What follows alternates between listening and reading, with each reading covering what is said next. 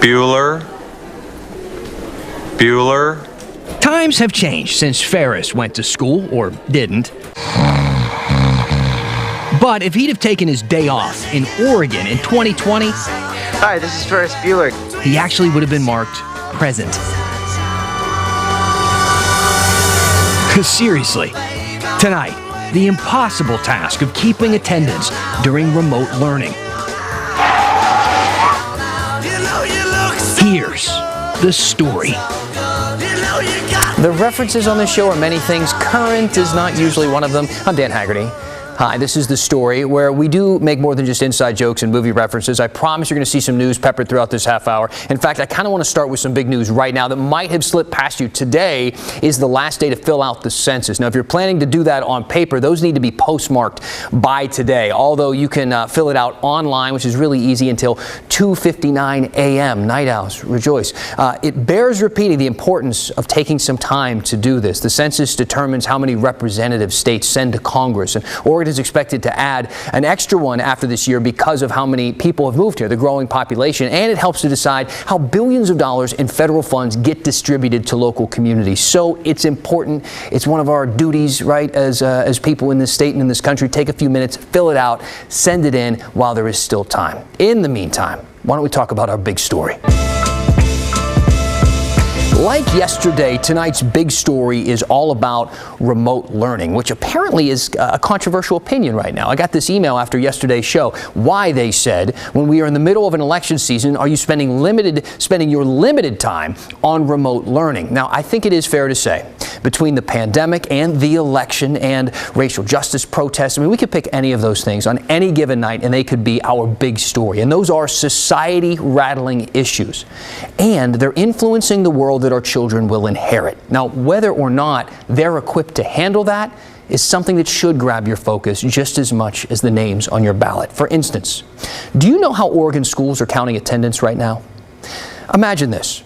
Imagine that sending one email into your boss counted as a full day of work, or just one phone call and you were good for the full 8 hours. That would be unheard of, right? Well, both of those do count when it comes to tracking school attendance at every single school district in Oregon right now. Here's Cristin Severance. Here's why tracking attendance is so important. I mean, it's not only because districts want your child to learn, it's also directly tied to funding. So the more kids enrolled in your district, the more money the district receives from the state school fund. So before COVID, if a child missed 10 days in a row, they were dropped from the roster or unenrolled. Now at Portland Public Schools, if 10 kids are unenrolled, they could lose funding for one teacher. So you can see keeping kids in school and keeping track of them is really important. And it's just one more thing everyone has to navigate during COVID. The Oregon Department of Education has been trying to improve attendance rates in schools for years. It's the whole point of the Everyday Matters campaign. Get more kids in school for more consecutive days, getting more kids to graduate. Tracking attendance during COVID is a lot different than keeping track of kids in normal times. We know attendance in the spring was spotty at best when the idea of remote learning was sprung on everyone. Kids were just not participating. First grade teacher at Woodlawn Elementary School, Anthony Lowry, told us at the end of last school year he had 6 kids who never logged on. Yeah, I have a few kids that just cannot even access it for different reasons, and those kids are the ones that probably need the most support. So far as being equitable, I just really feel bad for those kids. Even though I've tried, I've talked to the parents, there's just connections. You only can do so much. Woodlawn's assistant principal last year, Alma Velasquez, said families were picking up equipment but not using it. So the hardware is there.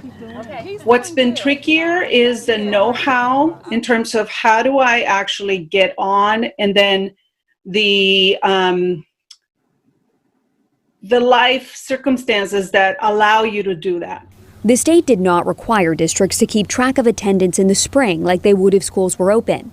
They did require them to log student contact, but the state did not collect that data. This fall, districts are required to track attendance.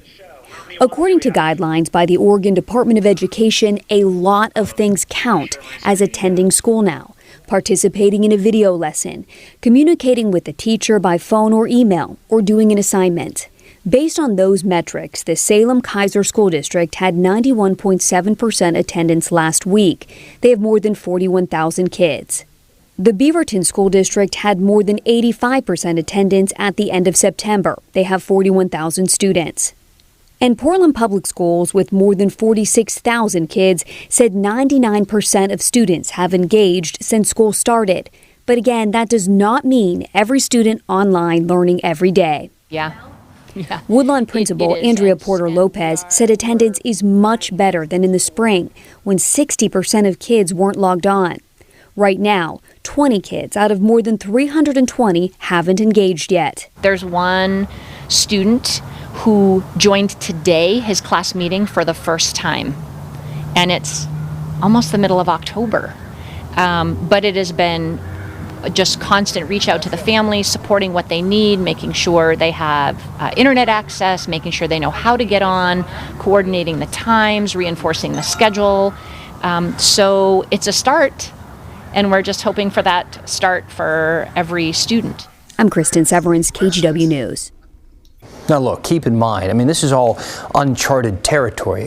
I say that like you don't already know that. When you think of this from the perspective of a struggling family, they don't want to see their kid marked absent if it's not their fault. I mean, people have childcare issues and internet issues and a ton of different issues that could make problems there, and a kid shouldn't get dropped or punished because of things like that. But there is a concern with record keeping, and if we will have a realistic look at the successes and the failures of remote learning, because if you ask some teachers, they're going to tell you they're seeing a whole lot more of the latter.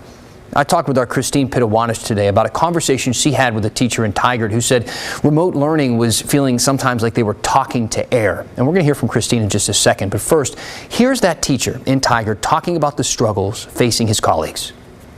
I've had countless teachers tell me they cry driving to work in the morning, they drive driving home, then they see their kids for 2 hours, put them to bed, and then they work, and then they cry themselves to sleep, and then they wake in the morning and they repeat it. I'm seriously concerned about losing a workforce. I could easily see a quarter to a third of the teachers in the state of at least my district saying at the end of the year, it's not worth it anymore. Cristin, you've been doing a ton of education stories since the beginning of this pandemic and talking a lot with teachers. What are they telling you about roll call and their ability to take attendance in their classes? You know, Dan, some teachers feel like they're just talking to air because the thing is a lot of students can turn off their mics. They can turn off their cameras. I spoke with the Tigard-Tualatin Teachers Union president, and he told me a story about how for one teacher, one of their kids stayed logged on 10 minutes after class had already ended. Of course, the assumption there is that student may have already left long before class had ended. Because the kids don't need to have their cameras on. They don't have to have their microphones on for privacy reasons, but it gives students the ability to step away and a teacher to never know that. Exactly. So we hear from everybody involved in this. The teachers are stressed out. They feel like they can't do their jobs. Students feel like they can't learn. Parents feel like they can't help their kids learn and are having a difficult time working and parenting and being kind of a teacher's aide at home. What is being done, discussed? Is there anything that parents can kind of latch onto as a glimmer of hope that this might get better for everyone? Well, you know, of course, there are opportunities to make public comment at things like school board meetings. But the teacher I spoke to, you know, he was saying there is no one magnificent miracle fix to this, because as much as you try to like fix one problem, that may create other problems. And so unfortunately, the teacher I spoke to says, whatever you do right now, no one's going to be happy. So really try to afford grace to teachers, to parents, to kids, to just everyone, because it's a difficult time. You said it. All right. Cristin, thank you. Take a walk through downtown Salem. It's like there isn't even a homeless crisis. But take a walk in a park. I never thought the world would be like this, you know? We're here because we have to be. It looks like it's never been worse. And those people without roofs over their heads are still being evicted. Plus, we know how much you want to share that you voted, but are you allowed to share ballot selfies in Oregon or Washington? You asked, we have an answer when the story continues.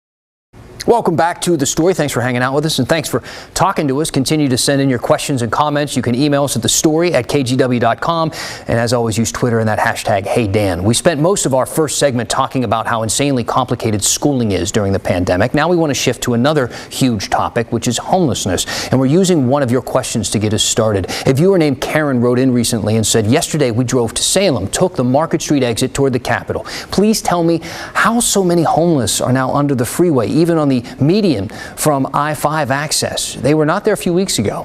Karen, thanks so much for writing that in. Yeah, because of the pandemic, experts have predicted that the number of people living on our streets, nationwide really, could skyrocket. But in Salem, it looks like it might be happening already. And Maggie Vespa went to Salem to check things out, and she started by following up on Karen's tip. In Oregon's capital city, the landscape of homelessness is changing. A viewer told us, for proof, look no further than the Market Street exit coming off I-5. This is what she was talking about. So that's where we started. And you can see every corner of this intersection is home to at least a dozen people and tents. I never thought the world would be like this, you know. I never did. Michael Warren is the first person we met. He's a wildfire evacuee who had been living with a friend in Mill City. Warren says the Red Cross put him up at the fairgrounds, then at the Days Inn behind him. But he says a manager made him leave because he couldn't keep his room clean. He's been in this tent for days. Warren has nerve issues in his back and can barely walk. Oh, I've never been dealt like this before. I've been through some rough stuff, but I've never been treated like that. I feel like we're nobodies, you know. It's just like you've been left alone, left to do nothing, left to die, you know. Tony Mathis and his dog Angel have a different story. Supposedly, they sent me paperwork that I never received. Mathis says he became homeless a few months ago when some sort of clerical error canceled his Social Security checks. The problem is fixed now, but finding a place during a pandemic is hard. We're here because we have to be. If I had a place to rent, I would be there. I don't like living like this. You know, I don't have a place to put the trash. I don't have a bathroom to use. Throughout the day, we found patterns not in why people became homeless, but in where they landed. Mostly parks and highway-adjacent land controlled by ODOT. Actually, kind of the one place where we didn't find more people living outside in Salem was here in downtown. And keep in mind, this is what downtown looks like now, but this is what it looked like about 7 months ago. Back in early March, sidewalks covered by overhangs and easy bathroom access were big draws for Salem's homeless. But business owners downtown were frustrated. Then the pandemic hit, and people worried about COVID spreading between homeless people here. So the city restricted camping on public sidewalks and opened up the parks. The city, they come to help, you know, keep clean, you know, the downtown. The city keeps it clean. Yeah, city keep clean, yeah. But officials caution restrictions downtown are a Band-Aid on a much bigger problem. I would say the homelessness issue is incredibly complex and challenging and growing. Salem's homeless liaison, Gretchen Bennett, says before the pandemic and the summer's wildfires, close to 1,500 people were homeless in Marion and Polk counties. While they don't have new data to prove it, officials are certain more people are now becoming homeless. So, especially as winter approaches, they're scrambling to find places for people to go. One option, this old DMV on Portland Road, which the city is considering using as a shelter. They also want to let people living in their cars park in the lot. Total, it could hold around 70 people. It would help, but it's not enough. Oh my goodness. I think it's imperative that all of us really work together to look for solutions for more warming. We clearly need more warming capacity and need the right types of solutions so that we can meet the needs of people that are out there. In the meantime, people are flocking to parks, which Bennett says is creating other problems. Cars and RVs flooded the parking lot of Cascades Gateway Park in Salem. The city says a lot of them are broken down and hazardous to the environment. So Wednesday morning, they handed these red eviction notices to some here. Stuart Heinrichs doesn't know where to go. My phone's been broke down, so I don't have a phone. Lost my food stamp card, so I don't have food stamps. So, and the door fell off my van, so I can't drive anywhere. Yeah, it was interesting because we're kind of forgotten. Okay, Maggie Vespa joining us now. Maggie, city officials did have one kind of big request they wanted us to get out. They did. They wanted us to get the word out about basically a parking program that they're expanding to try to give people like Stewart, who you saw at the end there, a place to go if they're living in their cars. So they want businesses, churches, etc., anyone who has a private parking lot and is willing to host up to 8 vehicles overnight to get in touch with them. They can reach out to the city of Salem, and we'll have more details on that on our website, kgw.com. Got it. Maggie, thank you. There are more questions than ever about the death of Michael Reinel. He's the man who admitted to shooting and killing a far-right Trump supporter during a rally in downtown Portland. U.S. Marshals, you probably remember, shot and killed Reinel on September 3rd in Lacey, Washington. There were conflicting stories between officials who thought that Reinel may have pointed a weapon at them, and several witnesses are now saying that Reinel never held up his gun. But this week, some new reporting shed some light, possible light, on what happened that night in Washington. We think that this new report from the New York Times is worth your time. It cites interviews with 22 people near the scene in Lacey when the feds killed Reinel. All but one of them said they did not hear the 4 officers identify themselves or give any commands before firing 37 bullets.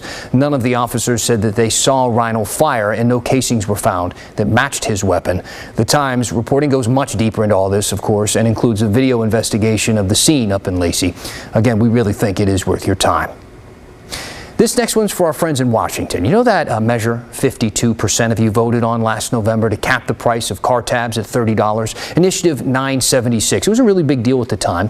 Well, the Washington Supreme Court this morning said that voter-approved initiative is unconstitutional, and they struck it down for 2 specific reasons. First, the justices said it violated Washington's Constitution because the initiative wasn't limited to a single subject. Second, the description on the ballot was misleading, they said. This is the guy who spearheaded the initiative. That's Tim Eyman. He's an anti-tax activist. He tried lots of times to get anti-tax initiatives on Washington's ballots. None of them have passed legal muster.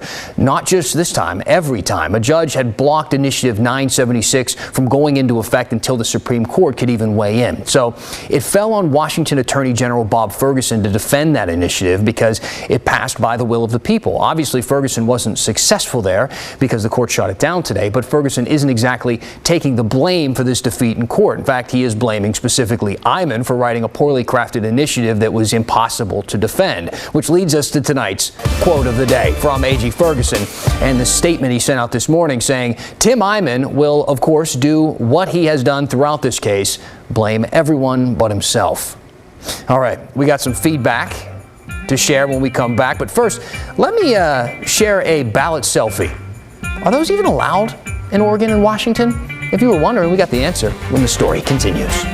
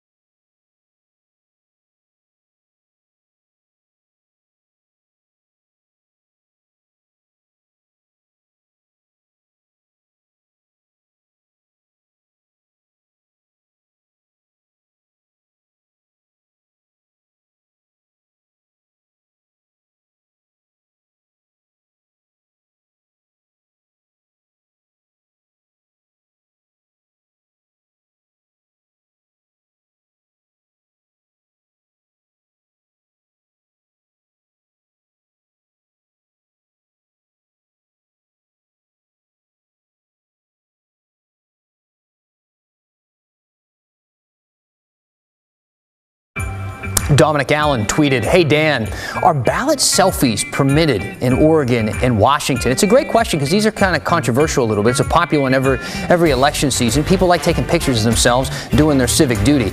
There are states, though, that have specific laws in the books permitting ballot selfies, and you see Oregon on there, along with California, Colorado, Hawaii, also Nebraska, Oklahoma, and Utah. So pour a glass of wine, fill out that ballot, and set it up perfectly for the gram. You're good to go. As for Washington, it's allowed, but there isn't a law on the books one way or another. However, in 2016, Secretary of State Kim Wyman said that she does not recommend taking them.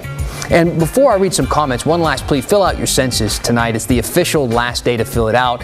These come around every 10 years, all right? So they are pretty important. They make a lot of decisions for us, how many representatives we are going to have, how much money different communities are going to get in federal dollars. Paper forms, they need to be postmarked by today. You have, though, until 2:59 a.m. Pacific time to fill them out online. You could do that with a glass of wine as well. So please take some time to do that. Let's read some comments. Jennifer Clifton, using the hashtag HeyDan, and said, "Not really understanding the focus on stressful distance learning. Just chill, people. The whole world is all messed up right now. Be happy we even have the internet. If this pandemic had happened 20 years ago, we wouldn't have any school.